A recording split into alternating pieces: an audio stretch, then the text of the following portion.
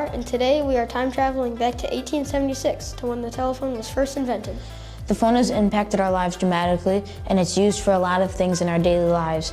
And things that would take so long to only a few clicks of a button, like talking with a friend right now. Right now it only takes like a few buttons just to call them, but back 150 years ago you'd have to go over to your friend's house just to have a conversation. Let's take a look at who invented it. The phone was invented by Alexander Graham in 1876, and it was only used by wealthy people at the time. Also, women were not allowed to use the phone because it was called a man's device at the time, because women had very little freedom back in 1876. Now, let's travel into the past and see what it was like when the first telephone was invented.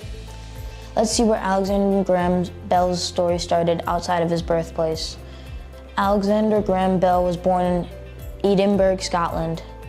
He moved to London to get a higher education. He moved to the US in the 1870s, and it was there he founded the Bell Telephone Company.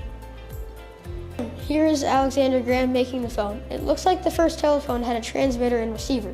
The transmitter had a drum connected to a needle, the needle was connected to a battery, and then the battery was connected to the receiver. The first words transmitted that way were to Bell's assistant, Thomas A. Watson, where Bell said, "Mr. Watson, come here." After it was created, people kept on upgrading the phone to what we have today. Engineers are still trying to make the phone even better to this day.